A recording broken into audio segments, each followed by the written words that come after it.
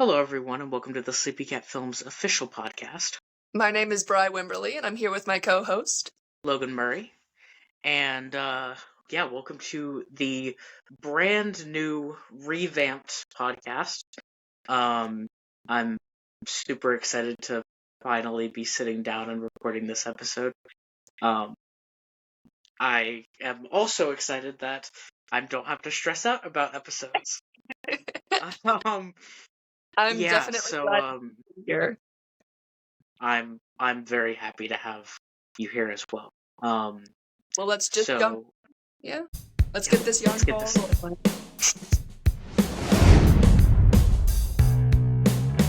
Yeah, so talking a little bit, people will notice that there's a big change here. That I have a for our listeners,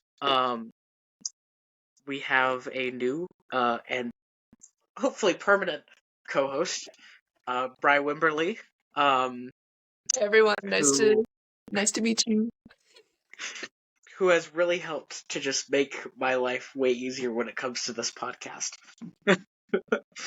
Honestly, just been my dream.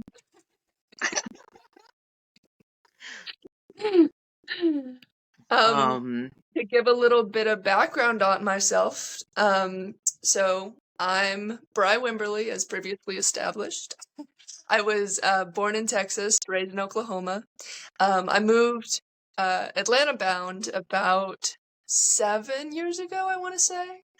And I've really, really loved the place. Unfortunately, I ended up moving to Georgia 6 months before the pandemic. So not a great time to get adjusted with a new space. But it gave me a lot of time to get familiar with my creativity and really enjoy exploring those facets of myself. I ended up graduating 2021, I want to say, from high school. And I did not want to do 4 more years, especially not if I have to pay for it. So I ended up going to a community college and majoring in construction management. I work in a very blue-collar field, and it's a bit of a back and forth in between that and my creativity. I am a cosplayer. I love the fandom space and being in that kind of just room. Con spaces for me are so distinct and specialized that I had this experience at the convention Logan and I met at. Saturday was all day con day, and then Sunday morning I went to Walmart, and that was a different energy, let me tell you.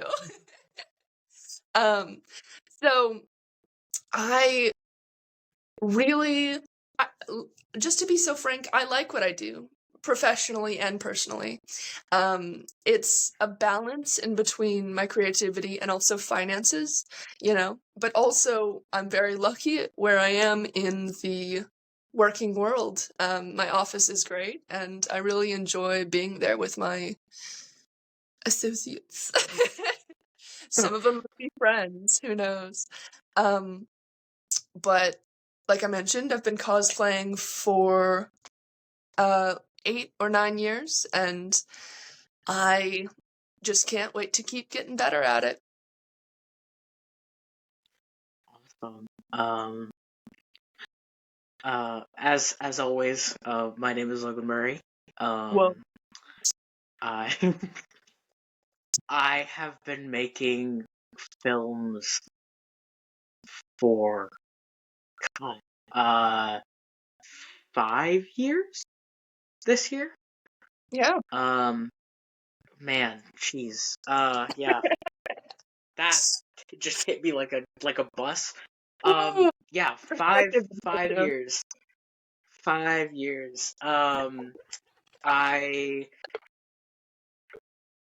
I make all of my money on babysitting and this, the new girl, which I have a poster for here, Wow. was my first ever paid short film job, Wow. which I made $200, and it is honestly one of the greatest experiences I've ever had. I love film, I love cinema. I fell in love with acting from a very young age. And while that is my primary love and passion, through making films and such, I've grown a love for the technical side of filmmaking as well. So yeah, I have always lived in Atlanta, and that's about it actually, I think. Well, I think there's a little bit more. I mean, you created this production company, right? When did that kind of come along?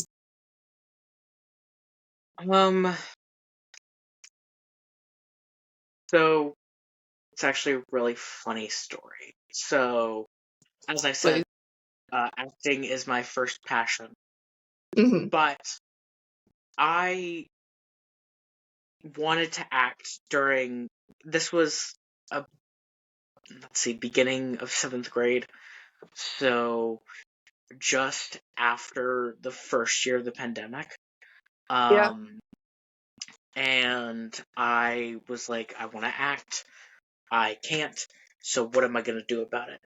I had spent years making like smaller videos, but never anything like scripted or anything like that. And I spent an entire year really trying to perfect my craft and learn as much as I could from YouTube. Yeah. It's a great That resource. Christmas of 2021, we were at a new house. We had a basement. My parents were like, you can have this area in the basement. We got you a tripod and a cheap little lighting kit and a green screen. Make whatever you want. A green And screen then is a dream. and then 2022 was a big year for me. I made a lot of giant short films that are terrible. But they taught me a lot, and they taught me a lot on how to film by myself. Yeah. I didn't have anybody to film with, really, or anybody who was interested in filming anything. Mm-hmm. And now, here we are, 4 years later, and it's way bigger than I could have ever dreamed about when I was young. Yeah. I get that. I know we've talked a little bit about how that initial group chat kind of started snowballing, and now you have this huge Discord server, right? How many people were in Yeah. that original chat? So, way back. So beginning of 2024, we had God, 1, 2, 3, 4, 5 people. Oh, okay. I think was like the very first beginner group of people. And then over that summer, some behind the scenes stuff happened. We lost some people, and we gained a ton of people, which grew into probably about 10 or 11 people going into my sophomore year of high school. Yeah. And then after that, the ball started rolling. I got introduced to this Discord server called Filmbind. Oh, I put out a few casting calls, and here we are in, at the time of recording, 2025, but at the time of the post, 2026, with 65 members on the server, Yeah. and it's growing, yeah. So, Yeah. I mean, I could have never dreamed that it would be this big. Mm-hmm. So, yeah.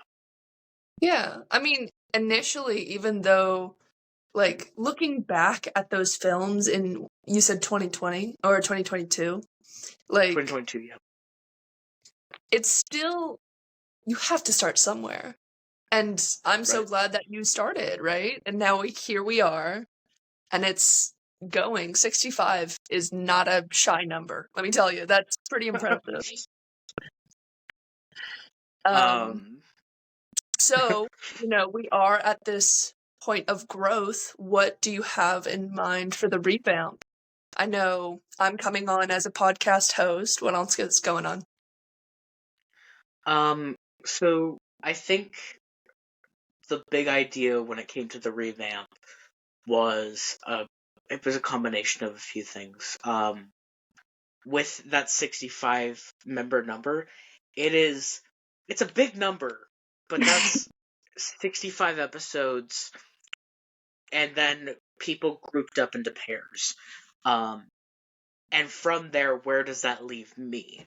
Because I want this podcast to go on beyond that 65 episode count. Yeah. So what does that mean for Sleepy Cat Films? What does that mean for the podcast? And then I got the idea I need a co-host. And I had met you at Conjuration.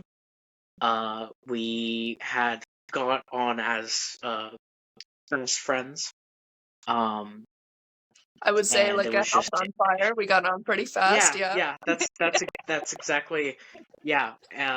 We hung out a lot on Saturday, and then you were the person who I really hung out with on Sunday. And I went to one podcast panel about marketing, and then later that day, we went to a podcast panel. That was the last panel of the day. Yeah. And I saw how interested you were, and I already kind of was like, well, I think it would be interesting if I brought you on as a co-host if you're interested. And you said, yeah, let's do it. Well, And officially, let me put this out there. I am just now verbally telling you that I am accepting the role as co-host. I don't think I've actually done that yet. So let's put it out there for the people. I'm actually a co-host now. Let's just keep that on film. But yeah, I think that, it's a branch kind of situation because it opens up a whole new grand amount of possibilities. One of the conversations we talked about very early on, the two of us, was the idea of fandom and how it relates to acting and creativity, and how you can be influenced by art forms that you see, and how does that relate to you as a creative person. Mhm. And as soon as you said that, I said, that's what I want the podcast to be about. Because I hadn't really found what I wanted the podcast to be yet. And that statement made me go, that's what our podcast is about. And it really cemented, I think it really cemented you as the person who I was interested in bringing on as a co-host. Because you had an idea and a vision that I had not yet seen for the podcast, and when you said that, I was like, perfect. I'm glad that stuck out yeah. to you. I gonna be so real. I don't remember saying that, but I believe that I said it, and I believe that it impacted you. But I think where the space that I was coming from with that comment is Conjuration last year, Conjuration 2024, as of recording. And I had such a unique experience and such a impactful experience that con. You know, I was running around doing quests. I had a little trio of mine, my best friend Tuesday and another friend Snake. And I felt the magic, you know? I felt the magic of community and con space and fandom and like chosen family in a way. And me and my friend Tuesday, we created a kind of world around that and we started writing. And what I'm really looking for right now is experience in podcasting, in writing, in organizing this to then transfer that knowledge to something like that project. I don't know how I want to tell that story yet, but to be involved in this way is such a unique opportunity for me that I'm really excited to be here. And I'm very excited to have you. I think you bring a very unique position too, as well, because I think, in a way, with the growth of Sleepy Cat Films, I've kind of lost a sense of the fun of it. And it's become stressful in parts. Yeah. So I think you've really helped bring a little bit more let's throw some fun into the podcast. Let's not make it so formal. Let's be more loose with it. I'm really glad that I could provide that. Yeah. Yeah, and I think that that's just done a lot for me creatively when it comes to the podcast. So yeah, I think it really is important to give tasks away. You know, you are in such a leadership position and you know how it's supposed to be done. You know how you want it to be done. But you don't have 20 Logans, unfortunately. So unfortunately. So I'm really glad that I can take a little bit off your plate. I think it's really important to make sure that you are not overwhelmed and this is still a project that you want to engage in positively. So I'm glad to be here too. For other reasons as well.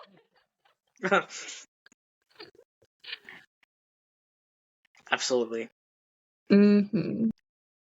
So when we first met at Conjuration, we actually met at the cosplay competition. Yes. And we both luckily were qualified for the competition instead of the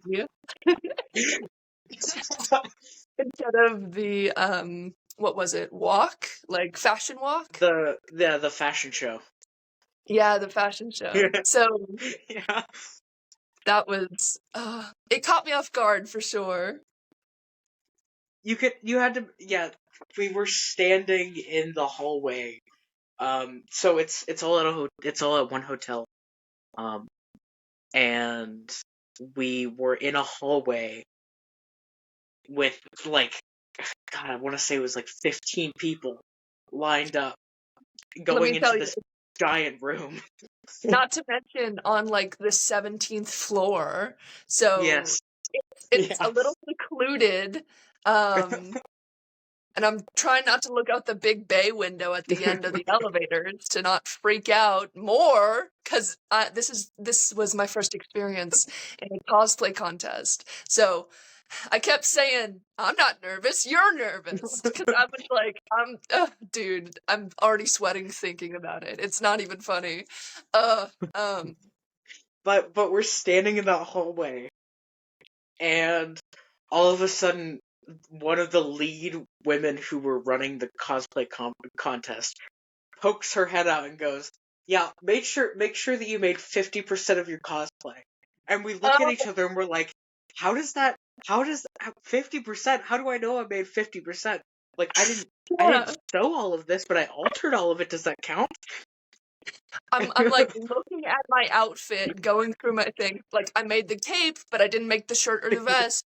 I totally forgot until after the judging that my face makeup took me an hour. So I feel like I should have qualified that. I feel like that would have put me over the 50% mark. I think even though I was a little unsure, I still went in for judging anyway. But before that, I think you were first judged, right? Yes. Yeah, it was a very interesting experience. I God. walked in and they were like, "Okay, how much of your cosplay did you make?" And I said, "Well, it depends on what you consider like if you could be more specific about what you mean by made." What are the Um parameters? Yeah. and they were like collected, altered, etc. And I was like, "Okay, cool." Um I was in my Collected. I, I was in my Robin cosplay. For people who have seen that. Um, I said that I had painted the belt, bought it on Amazon.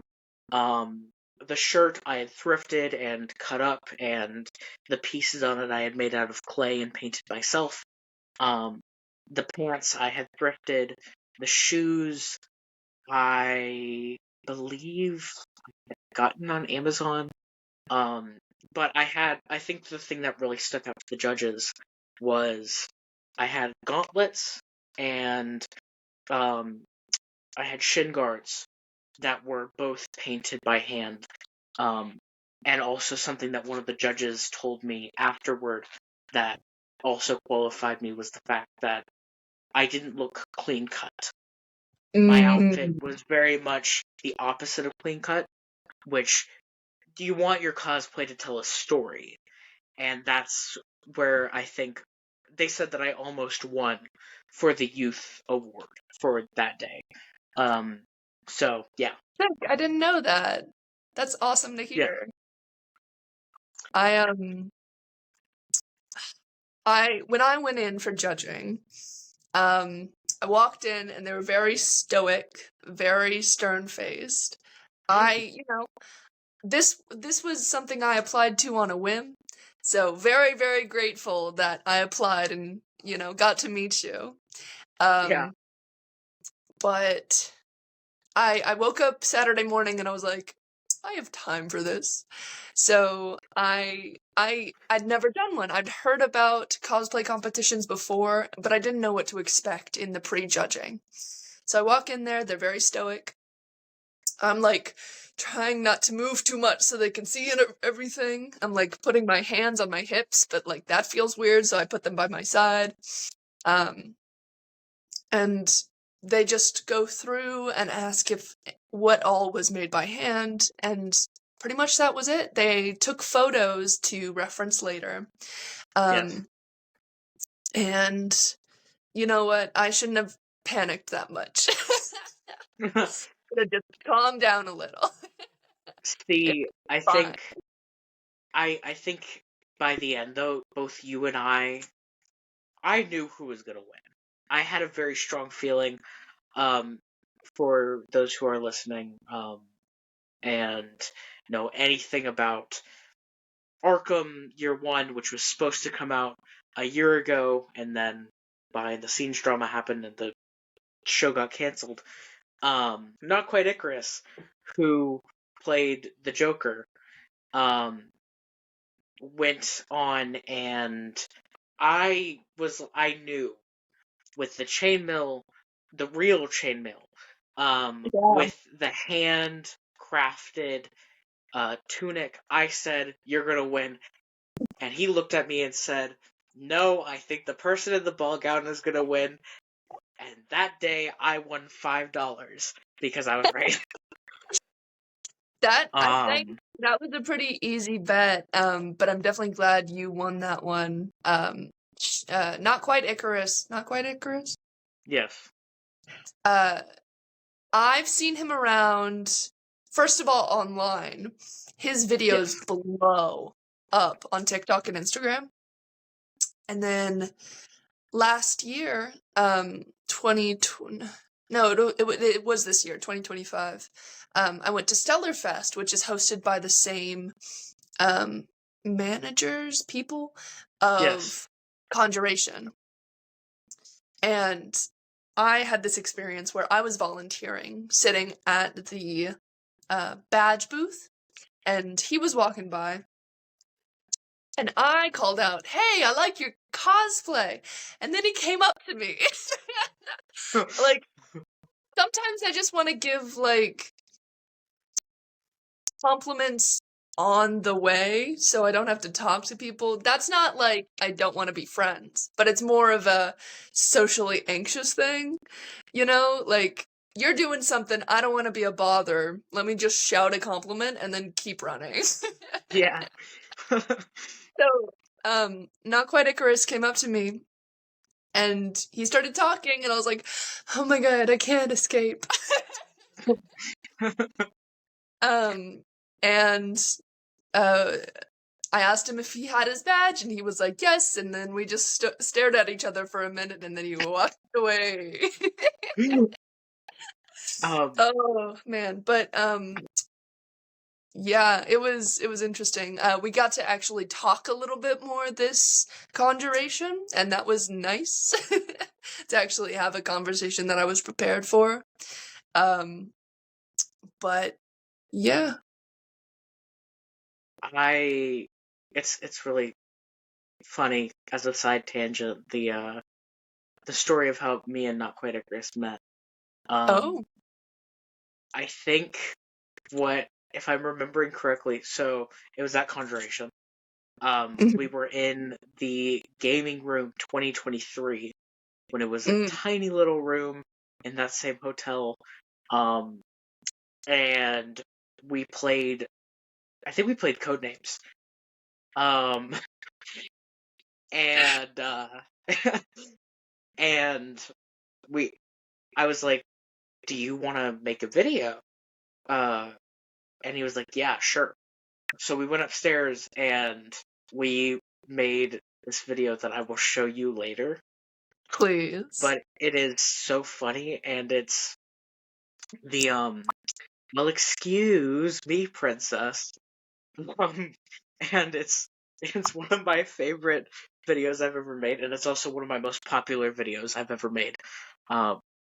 Because Not Quite Icarus,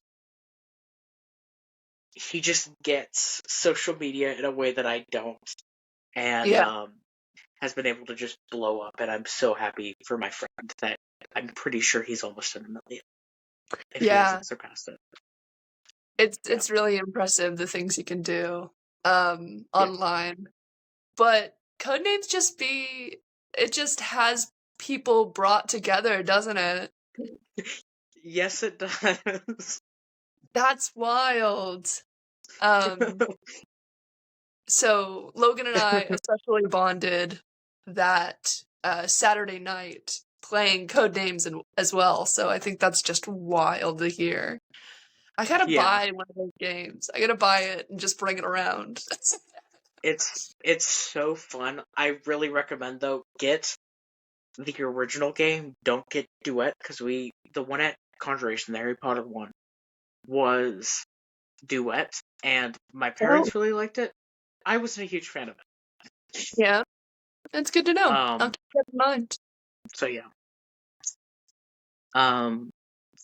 Well, I guess I'm curious. You know, we talked a little bit about your job and balancing it with your creativity, the fact that you are a cosplayer. I guess I'm just curious, how did you get into cosplay? Oh yeah, sure. So I've always been a big fan of Halloween. And my parents really nurtured that passion. When I lived in Oklahoma, I lived in Oklahoma for most of my upbringing, but we moved around a little. So in the last neighborhood I lived in Oklahoma, every year they held a costume Halloween parade. It was so cool. Just everyone coming together and showing off their costumes, and we'd march like half a block at least, and then the kids would be released to wreak havoc on the neighborhood. One year, another facet of my personality is organization. So I really love to be on top of things and to organize and to keep everything, all the little ducks in the row, right? Right. As a middle schooler, I created a graph of the neighborhood. And I charted out in different colors which houses I would go to and what time in the night I would be at those houses. It was crazy. It was insane. I don't know what I was on. But to return to cosplay, I have always had that love for dressing up. My first cosplay was from a musical. Heather's the Musical. I dressed up as JD. He's the main antagonist. It was not good, but it's where we started. That year for Halloween, I believe I also dressed up as Spider-Man from Homecoming, his original suit. And then later on, I've done Spider Noir. I'm not sure. It's been a while since I've done a Spider cosplay, but I love him to bits. I have this outfit that's all Spider-Man. Like, it's not, I don't play around.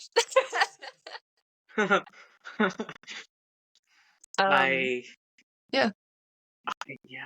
I tried to do the Homecoming homemade suit years ago. And I don't know what happened to that cosplay, but I was really proud of it. I spent a lot of... So, I've been cosplaying for a long time. Yeah. And when I was like 11, I tried to make a Spider-Man mask out of a beanie. Oh! And I got yelled at for it. And I got yelled at for it because I just cut eye holes into the beanie without even thinking about fraying fabric or anything like that. I destroyed many a beanie making trying to make Spider-Man masks. Oh no, buddy. But I've always loved costuming and cosplay. Yeah. And I've always loved superheroes and acting, of course. So kind of merging those three is what really brought me to doing TikTok, because you are doing, you have the costume, you are acting as the character, and it gives you this whole different outlook on what you're doing. So I guess I'm just curious. Kind of what brought you into the fandom side of cosplay. I will say, I mentioned it a little bit in my intro, but 2020 was a big year for me in terms of creativity, just because there was nothing else to do. I have definitely posted my fair share of cosplay TikToks. I don't get anyone who goes back and says, oh, that was so cringe. Oh, that was lame. Especially about their own self. I go back to this day and watch those videos and smile. I'm so proud of myself. Like, I was such a little dork, and I was making friends, that's what's important. I think cosplay and fandom for me specifically is really about the connection and really about the community. That's something I've focused a lot on this year. I've moved out on my own. Since it's been about a year since I've started living on my own, and it's pretty lonely when you don't have anyone else.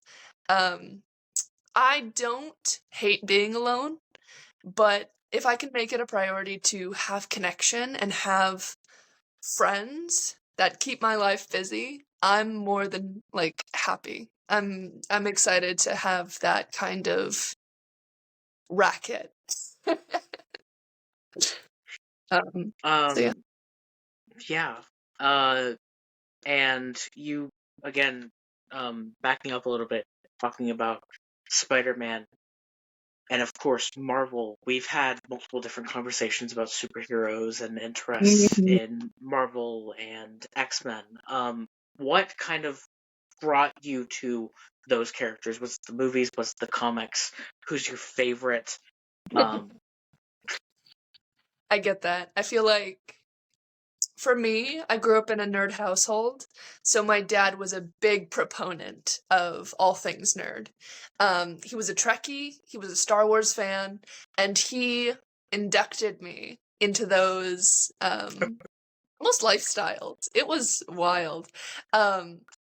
He also brought me around to his gaming conventions, specifically cabinet gaming and pinball. So it was just entrenched in me from the moment I could understand speech. Like um and that fed my passion for it. My dad is a huge comic book reader. I have gotten into it in certain ways. I'm not. Honestly, I need to get like a Marvel Expanded subscription or something to read more comics because I don't have that much space. Like, I want to make sure that I'm supporting the artists, but also right. I can't have like stacks and stacks. Um, Yeah. but currently, um, I've watched pretty much all the Marvel movies.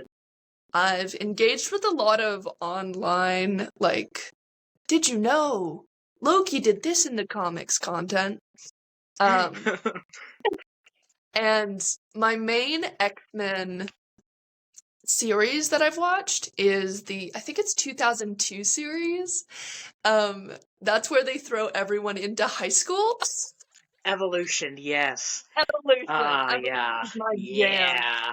Oh man. And of course that's where I fell for the incredible Nightcrawler. He is words cannot describe how I feel about that little fucker. Um, but of course I also love Rogue and Gambit as a couple and seeing everyone flourish into their powers and their dynamics and just seeing everyone be so particular in their own way. Right. Kitty Pryde is a great character, and the villain Toad is super cool. So I think that's what's on the top of my mind. I mean, I love Spider-Man, as I've said. In terms of Marvel, I think Captain America is pretty cool, you know, and Bucky Barnes is thick as hell. Yeah. I loved the Wakanda movies. I liked this the second one especially was really interesting with all the female leads. Ant-Man, the first one was really good. I cried at Endgame, of course. So it's just I have always kind of loved this stuff. Yeah. No, very similar story for me. Yeah. My dad introduced me to Star Wars, never really Star Trek, but Star Wars most certainly. Yeah. And of course I grew up watching The Dark Knight and the Marvel movies. And I watched Endgame and Infinity War in theaters. I very much remember the craze of watching Spider-Man dust away. Whoa, spoilers. And spoilers, yes, spoilers for what at the For time what? at the time of the post, 8 years? a 8-year-old movie. Oh Um, man. Oh man. But yeah, I mean, hold on. I can show you my giant comic collection. Please, please. This podcast is sponsored by the Sleepy Cat Films Patreon. Movies have a lot of moving pieces. From acting, to directing, to writing, editing, post-production. The point is, making movies isn't cheap. So, Sleepy Cat Films has started the Sleepy Cat Films Patreon page. On Patreon, you can get access to all things Sleepy Cat Films. For free, you get access to all of our videos as they come out on YouTube, but you're more likely to get notified because, well, the Patreon algorithm doesn't hate us. You also get access to all of the pictures that we post on Instagram, all centralized in one place. You also get access to the Sleepy Cat Films newsletter, which will give you updates to all upcoming projects, which, while on the Sleepy Cat Films website or on social media, could notify you, probably will notify you less often. On Patreon, you get a closer relationship to Sleepy Cat Films, and I'm just talking about for free. But what about with money? Well, we have 3 tiers.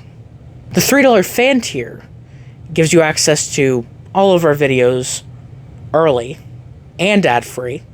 You get access to members-only shoutouts, which means that at the end of every video, you'll be one of the names in the credits, which basically makes you a producer in a way. You also get exclusive content, such as script pages, storyboards, shot lists, basically teases to upcoming projects that we won't post anywhere else. For the $5 superfan tier, you get access to everything previously stated in the $3 tier and access to our Discord server, which just opens up a whole new event of possibilities. From VIP live events to Q&As. You get to interact with cast and crew, ask about videos, and maybe even pitch ideas of your own. It is an all-private community for $5. And just wait until you get to the $9 tier.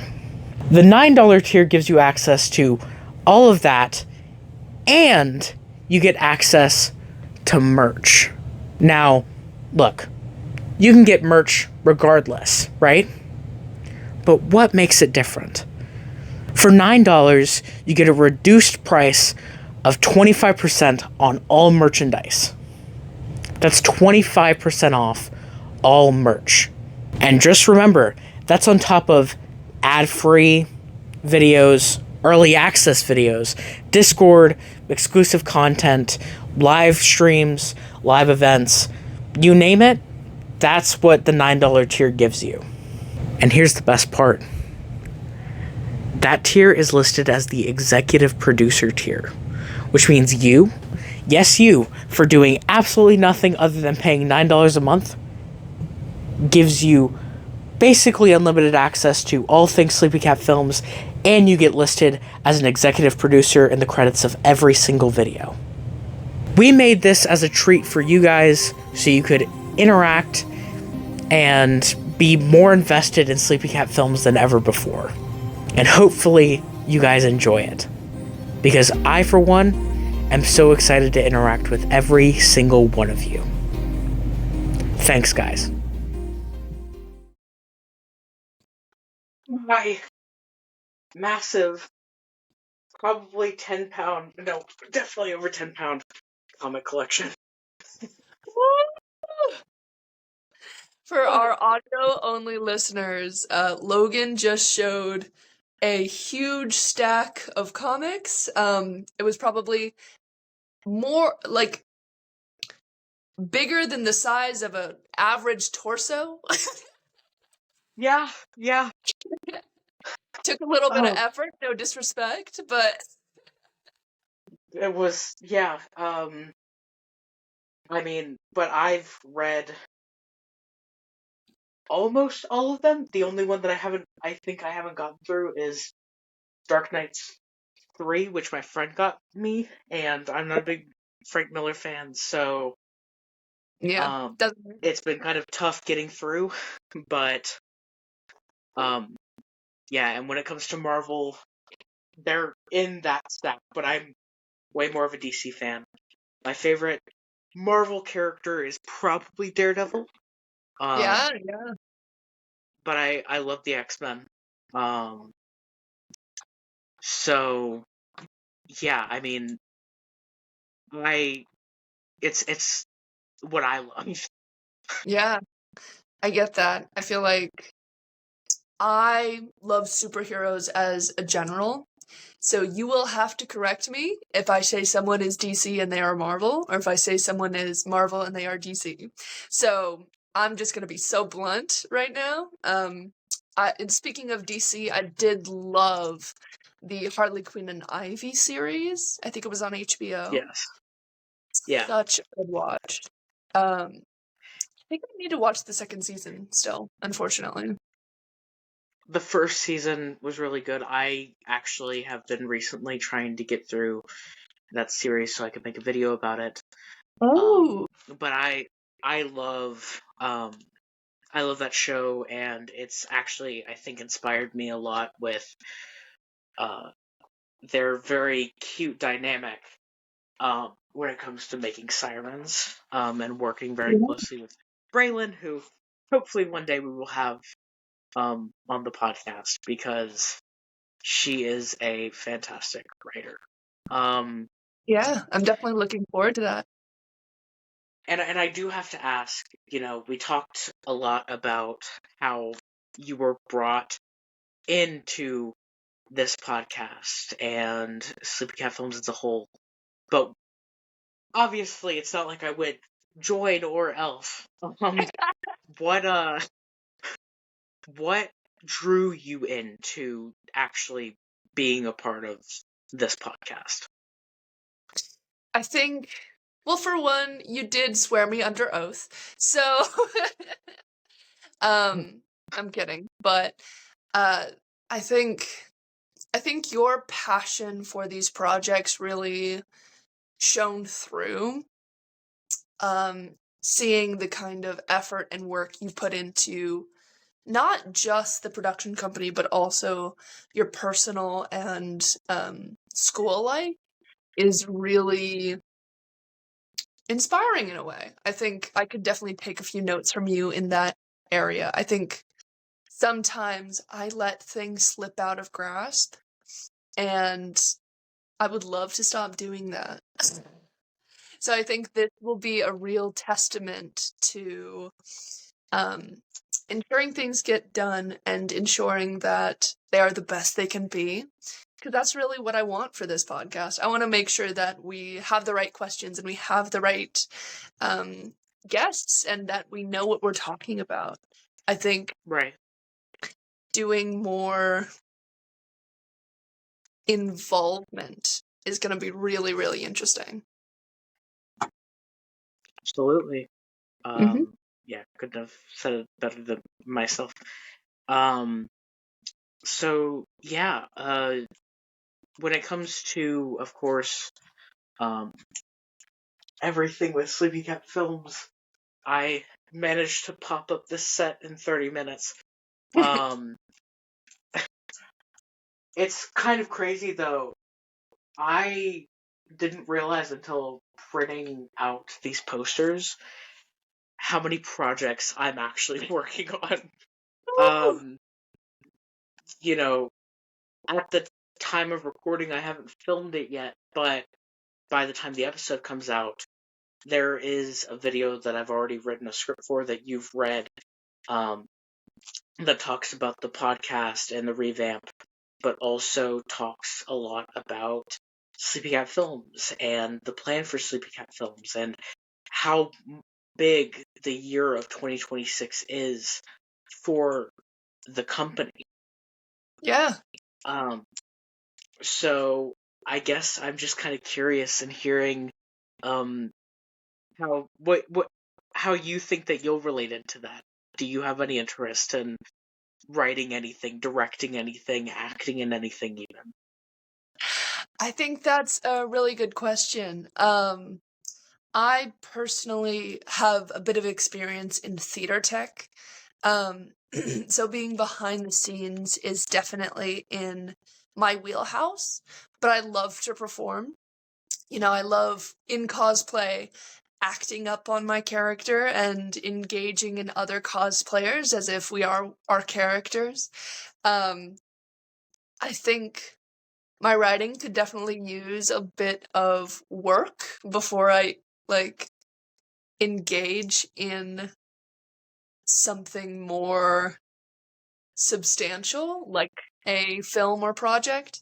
I will wear as many hats as you'll let me, to be frank. As long as I have the time and you're willing, I'm down for sure. I think I'm a great background character, let me tell you. So yeah, I think let me at him, coach. Let me at him. I think one of the biggest worries for me has with the company, and one of the top priorities has been expanding the horizons to where we are making some original content, and monetizable content. Yeah. So we can bring bigger projects to everybody at home. Working and developing a Patreon page, having a website, funneling the income into making merch so we make more money on those things, and develop kind of a ecosystem to where we can pay our actors, our directors, our writers. And something that we talked about off pod that I really am interested in, and I really am interested in bringing up to the listeners, is the idea of doing a live show and having a Yeah. media table at Conjuration. Yeah. What would you hope from doing this kind of podcast live? And how do you think that it would maybe differ from what we're doing here virtually? Yeah, that's a great question. I think there would have to be a lot more audience engagement in a live episode. I feel like those are the best kind of panels. We could also talk expertise, talk a little shop, of behind the scenes and what it looks like, and how potentially how to bring people in, how to know who you should bring in and who you should maybe wait to see more of their true colors. Right. I think I didn't know how much evaluating you were doing of me before you brought me on. Quite frankly, I thought you were like, I like you, come on. And I'm sure that's a part of it. But I think I could definitely take a note from you on that. I think having something at Conjuration especially would be really impactful. Just due to how we met and how that friendship was formed there. So it would be really interesting to see, and hopefully we wouldn't get like a horrible slot on the schedule. Oh, Yeah, Sunday morning. No Sunday mornings. no Sunday mornings. No, for sure. I think, prime time would be a Saturday afternoon. Yeah. But yeah, I'm really excited to see where the podcast goes. You talked about theater, and we've talked about film and cinema. I guess I'm curious, in a way, beyond superheroes and comics. What's your favorite movie of all time? Where kind of where does that love expand? That is a great question. As a kid, I wore out a specific VHS tape to the point of it being unreadable. And that was the 1973 Robin Hood animated. With him as a fox. With the foxes, yeah. Yes. I love that Yes. movie to bits, and every time I watch it, there's something new to love about it. It's something I really love, and it's early animation. You know, not terribly early, not 50s animation, but it was still so fresh, especially for Disney. I think that is a favorite childhood memory movie for me.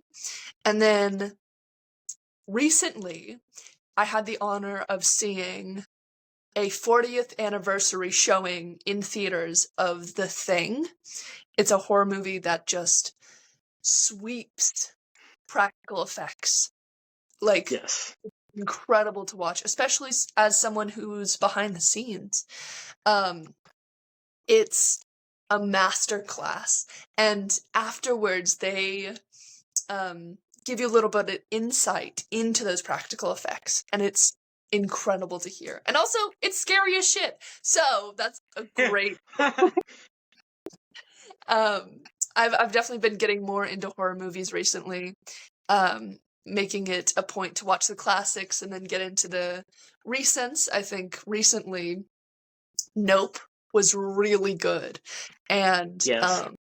the Sinners movie swept me off my feet. What do you mean a horror movie is making me cry at the end of it? What the fuck is that about? What the fuck? Actually. So I think that's where I'm at. I still need to watch a recent movie called I think it was like Where Does the TV Glow or something like that. I think I've heard of it. I think It I've heard was of it. very big in the queer spaces. So I need to get on that, but I heard really, really good things about that. If you had to choose a favorite movie, what would it be? Well, off the bat, my favorite film of all time, I think, is Scott Pilgrim vs. the World. Oh, good It pick. has, again, I'm a huge comic book fan. I have read the comics. I love them. But that movie is such a ride. I remember the first time I watched it, I loved it. And I think one of the most fascinating parts about it is how stacked that cast is today. But Yeah. that at the time they were like, oh, Michael Cera's that kid from Arrested Development, and Chris Evans is that guy from Not Another Teen Movie. And now we have, Captain America, and we have, of course, Michael Cera being in everything. Super bad. We have it's just such a stacked cast, and I think it's so interesting. What I find even more interesting is the show on Netflix came out a few years ago, and everybody came back for it. Yeah. Because I think that speaks so much to what I aspire to as being a director, is you enjoyed those people around you so much. You enjoyed the atmosphere of that set so much that even 10 years later, when you're a big movie star, you come back to do this show. I think that it just says so much. But of course, I mean, sorry, what were you going to say? Sorry. I was just going to say, it says a lot about, like you were saying, the atmosphere you create and making sure everyone is comfortable on set and making sure that, I don't know, you hear all these horror stories, right? And to make sure, to have everyone come back is such an honor. It's a testament, really. Yeah. But of course, I mean, that's my favorite right now. I grew up with the original trilogy, Star Wars. I love all three of those movies and cherish them a lot. I am not a big prequels fan, but I've grown to love those actors. Of course, I grew up with going to see the sequels on Thursday night. I am a Last Jedi defender, I think that The Force Awakens is pretty good. I hate The Rise of Skywalker because I think it retcons and ruins The Last Jedi in a lot of ways. Yeah. I, you know, that's only scratching the surface, though. I mean, that's a VHS tape that I wore out too. I had a VHS box TV in my room, and I remember every night it was either Star Wars: A New Hope or it was The Lion King. Um, I've What a grown a love rotation. for, huh? What a Yes, what rotation. a rotation! What a rotation! I played Jafar in a play that I did for school for my for 8th grade year for my middle school. I played Jafar. And I remember in preparation, I watched both the animated, of course, and the 2019 film a lot, kind of getting into the mindset of what do I want my Jafar to be. Yeah. So from an acting position and, falling in love with that art form, I think very fondly about Aladdin. You were talking about horror. I love The Shining. My favorite That's one of my. slasher of all time. My favorite slasher of all time is Halloween, the original. So I mean, there's just so many films that I absolutely love. I just couldn't, even though Scott Pilgrim is my favorite, I could see it changing to any of the ones I mentioned, or beyond that. Absolutely. I get that. I think The Shining is on my list. I've yet to watch it, but I've heard incredible things. It's so good. And the ending of it is absolutely insane. Ooh, I will have to seek it out. I can't wait for it anymore. And you speaking of playing Jafar in a musical, I believe. Yes. When I was a camp counselor for a year, we put on Aladdin, and I was the technician, head technician for that project. I was head props, and I did lighting. I mean, it was a camp production, so it was very, very stripped down. But that's crazy. I didn't know that we had that kind of relation. Yeah. It's definitely some of my best memories. There are pictures of that on my website, actually. Which, shout out, go to the description if you're on YouTube. It is sleepycatfilms.my.canva.site /Logan Murray. There are a ton of pictures on there, and yeah, you really can see the change. So yeah, but I've always loved film and I've always loved acting. So I so I think guess that's just it's kind of built into you. Exactly, yeah. If you are willing, I have a bit of a game for you. Okay. I would like, we're getting to familiarize ourselves with each other and the audience.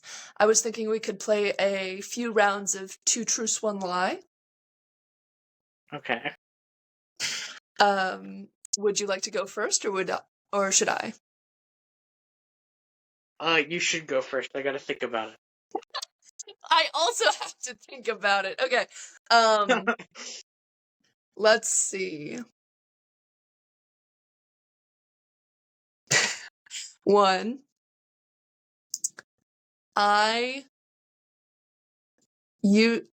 Once I was biking down a hill, and I tried to pull a Superman pose on the seat, and I crashed and broke an ankle.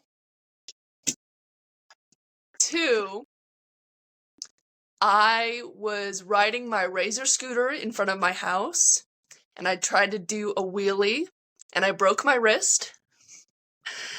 3, I know how to drive stick shift.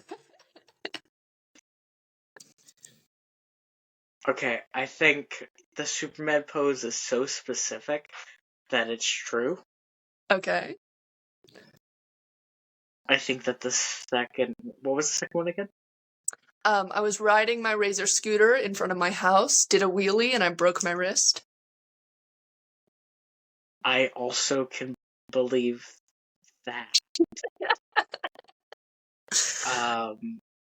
The last one... Can you say the last one again? I know how to drive stick shift. I'm gonna say... I don't think you know how to drive stick shift. Really? Yeah. Final answer? Actually, no. I don't think that you broke your wrist. Oh. Final answer? Yeah. That's a shame, because that's true. Oh, man. I know how to drive stick shift. I broke my wrist. Okay. But I didn't break an ankle when I was doing the Superman pose. I just scraped up my knees real bad. Ah. A lie in the truth. Good guess. Okay. Let's see what we're playing. Let's see. I have written over 100 scripts. Ooh. Original screenplays.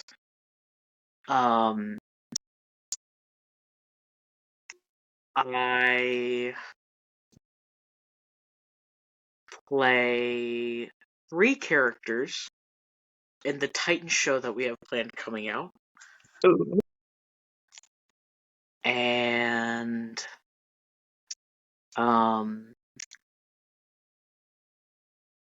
I binge watched all of Steven Universe over quarantine. Well, I know the Steven Universe one is true. Like, we've talked about that.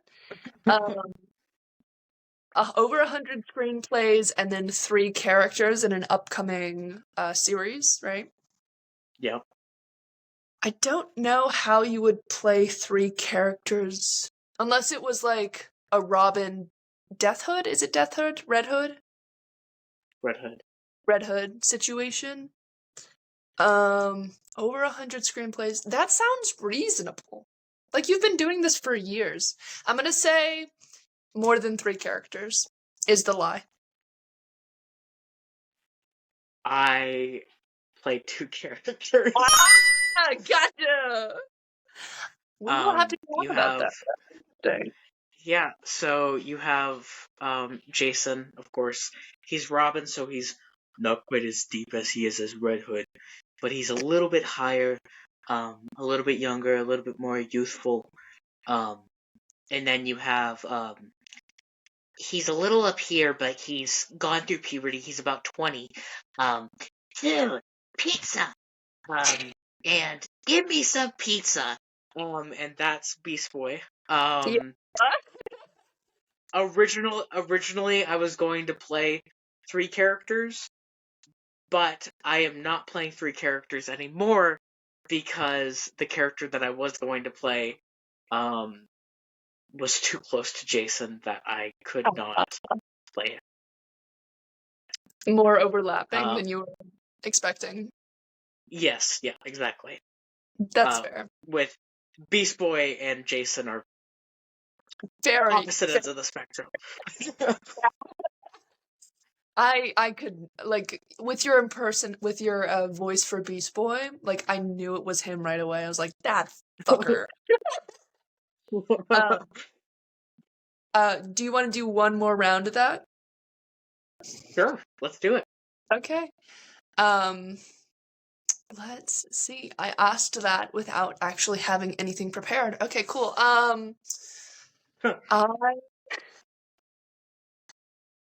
Okay, number one. I didn't realize my summer job paid at the end of the summer, so I went into credit card debt at a convention vendor hall. 2.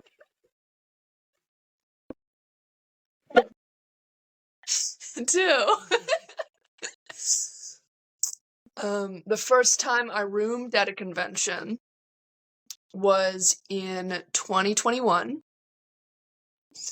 3. What's another convention one? I have never hosted a panel at a convention before.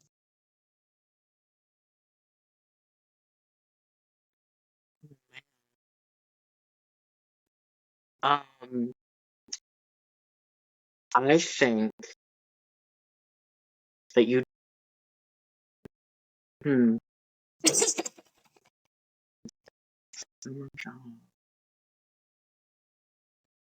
Didn't know that it paid at the end of the summer, so you went into credit card debt.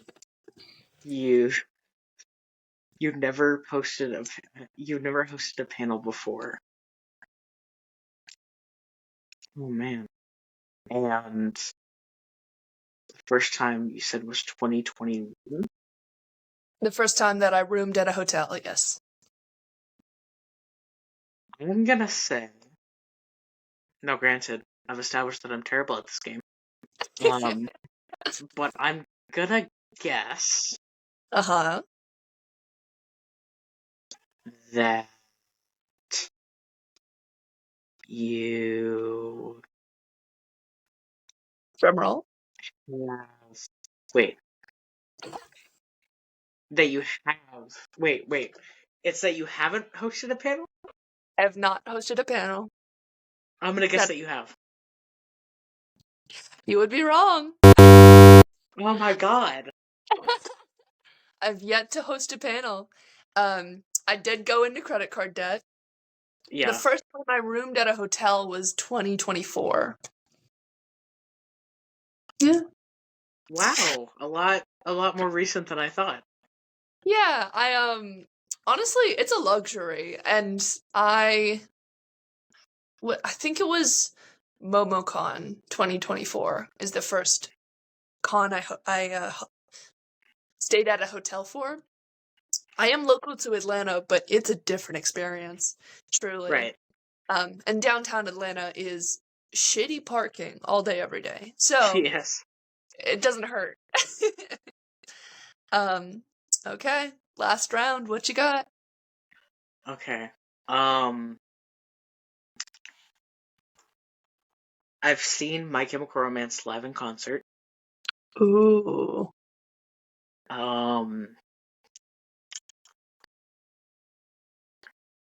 I have been playing D&D for 8 years. Okay. And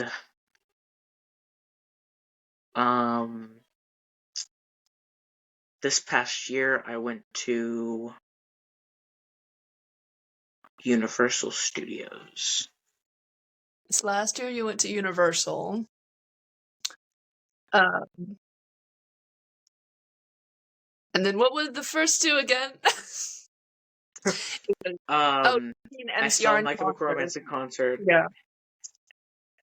And that I've been playing D&D for 8 years. D&D for 8 years. I don't know. I have a friend that's played D&D since like 4 years old, so it wouldn't be surprising if you started younger. MCR tickets are super fucking expensive right now. That's why I personally didn't go. But who knows? You either went to MCR or did Universal, or you did both, and then maybe you haven't been playing D&D for as long or longer? I'm gonna say that you have not seen MCR in concert. I have seen MCR in concert. Hey! Okay. Spill your So secret. I saw MCR at Shaky Knees this Oh, past year, I wanted to go to along that. with Blink 182, All American Rejects, Yeah. Pixies. Great, it was a great time. They played the best concert I've ever been to in my entire life. That's so good to hear. Yeah, they were fantastic, and Gerard Way is very hot. Here. I have been playing D&D for 8 years. The first D&D game I ever played was at Conjuration 2018. And it was super fun. And now I play it all the fucking time. And I did not go to Universal Studios this year. I went to Disney. All right. Yeah, that makes sense. Good to know. Good game, though. Good game. I think Good game. on a tie. Is that correct? No, actually, no. You won because I lost both of your rounds. And I won one of your. Yeah. You know what? That's a win is a win. Okay. Is there anything else you'd like to say? I believe we have some band questions. Oh yeah. From the Discord server. Let's look at that. So this is from Braylon, who wrote Gotham City Sirens. To me, ask what your future plans for the company are. Oh man. Well, I like I said at the time of the video, the slate for 2026 has been posted. And I am super excited for all the upcoming projects planned for that. It's been a crazy year for 2025, and it's been a crazy year for Sleepy Cat Films. So going into 2026, I'm super excited. As far as outside of projects go, I plan on having a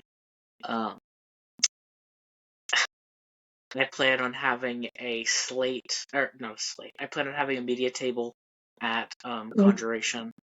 Yeah. I plan on having an episode of this live for the people. And I plan on just expanding so more people can have fun with us and enjoy the show. Absolutely. Because this company has been my passion for years, and I don't plan on stopping it anytime soon. Yeah. I get that. I have a question from Barbara. Yes. Barbara asks, how did you start the company, and why is it important that you started when you did? So, as I stated earlier, started in 7th grade, and I think what it managed to do was teach me a lot about responsibility, creativity, and problem solving. If I had started later, when I had been making more money and stuff like that, I think I would have been a lot less quick to solving problems in a creative way. Yeah. And I think I would have just thrown my money at problems, which in the film industry is never smart, because that's how you get into credit card debt, like in a vendor's hall.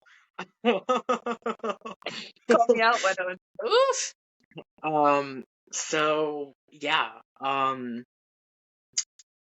I think it's good that I started when I did because it taught me that and also taught me how to mature fast and put myself out there. Yeah. So yeah. From Display Case Robin on Instagram. Ooh. Who is your favorite villain and why? Ooh. That's a really good question. I think going back to Disney, I think Ursula is a really good villain. She's intimidating, but she's not overbearing, and she's based off of a drag queen, and I think that's incredible inspiration. I think, man, villains are so important to a story. You know, you can't write a bad villain because then the motivation is wrong, but you can't. It's you have to make the audience dislike a character, and that can be easy sometimes, but you have to make them dislike them for the right reasons. It's a very interesting line to walk. I think there is. There's a lot of great villains out there. The one who's coming to my mind currently, the second season of Hazbin Hotel, as of recording, was just finalized. The last 2 episodes came out. And the main villain of the season is an overlord named Vox. And he has this team of the V's with Velvet and Valentino. And they all represent the corruption in industry, in movies and TV shows and social media.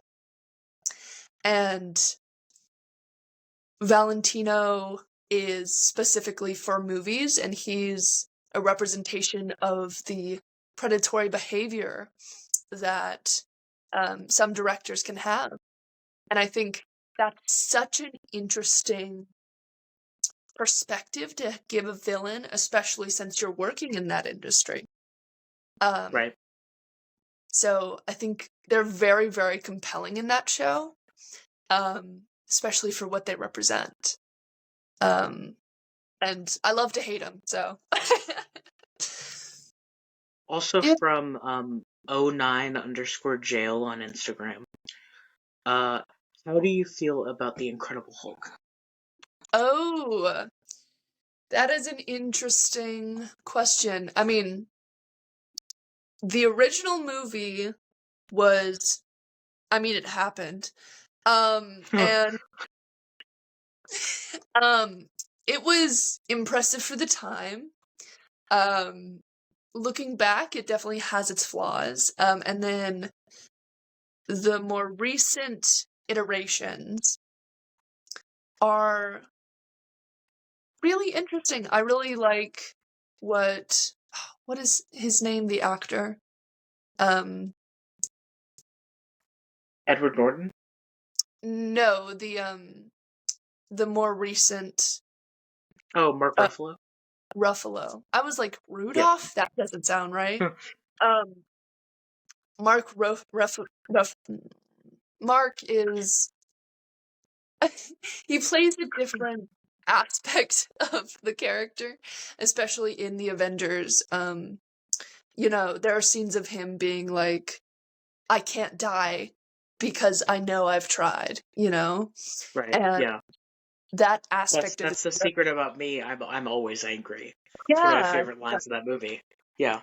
It's iconic. I think it's really interesting. I watched, Ragnarok was really good. It had the Hulk in it as well, and their dynamic between Thor and Hulk was really, really fun. And then I know in New World, I think the new Captain America movie, they did Red Hulk, and it was interesting to see in theaters. I'm not sure I loved it, but it is really cool to see that expanded upon. You know, it's just not the Hulk. It's kind of a Venom situation where it's more So yeah, I think it's really interesting, and I think it's not a character a lot of people play with, you know? Yeah. So it's cool to see him getting a little seeing him on the screen. Agreed. Yeah. Agreed. I actually still haven't seen Brave New World just because of some of the things that I've heard about it. Yeah. I haven't gotten around to it, but I have seen Fantastic Four and Thunderbolts this year, and I Oh, loved both of them. Thunderbolts especially. yeah. I've seen it 3 times, and every single time it has made me sob. Thunder So really good. I didn't see it in theaters, but I saw it on Disney Plus, I think. And I don't know. I loved how the crew got together. I thought that was really special. Very unique for a forming of the group. And then just seeing the villain progress and then his kind of acceptance of it all was really, yeah, really interesting. I think the best part of when it came to his story was just the struggle with mental health and how relatable that was to me. Yeah. And kind of the feeling and the idea of having a void that's so deep, and the only way to get out of it is having people around you. Which I think is just it's such a good and special message. That I was blown away by the film. Yeah. And have you seen Fantastic Four? I have. Also very good. I loved that too. I loved the atmosphere. You said that you worked tech. With your background in construction, I wonder, did you work set design, set building? Fully. I mostly worked theater tech in middle school and high school. I went to college for a very specialized field in a community college, so the theater department wasn't really happening. Yeah. But it was definitely a path I considered. And I would love to. I've seen a lot of great videos about lighting design, and that kind of atmosphere that it brings. Yeah. Speaking of Thunderbolts a little bit, I think of the scene where our main villain thinks he has to fight his own void in the office, and how everyone surrounds him and tries to support him, and I think I cried there. I think I cried. definitely Every single time I have seen that film, that scene is always it's that scene. It's the scene where Yelena is talking to her dad and talking about how every day feels like an endless cycle of the same thing and how empty she feels. Yeah. But that, and when everybody runs up and hugs him, both made me cry really hard. And the first time I watched it by myself. And that was one of the worst decisions I ever made. Because I'm sitting there on the couch. I did not go see it in theaters, but I was sitting there on the couch, and that scene happens, and I'm sobbing. And my dad comes out of his room. He was playing his game, and he was like, "Are you okay?" And I was like, "Yeah." Oh man, sometimes those film are just is just so impactful, and like seeing yourself on the screen or seeing a relatable situation can be so impactful, Well, I think that unless you have anything else that you want to say, I think that will bring our episode today to a close. Yeah, I think this was a great first episode for the new season, for the new revamp. I'm definitely looking forward to the future ones. me as well. My name is Logan Murray. You can follow me at Logan K. Murray on all platforms. All of the links you can find are in the description. You can follow the Sleepy Cat Films at the Sleepy Cat Films on all platforms. My name is BRY WIMBERLY. You can follow me on TikTok at Sons Ablaze Cosplay underscores under where the spaces are. And you can also email me at sonsablaze.cosplay, dots in between the words. Yeah, thank you so much. I'm happy to be here. And don't forget to stay creative. This has been an L7 Media sound production made in association with Sleepy Cat Films.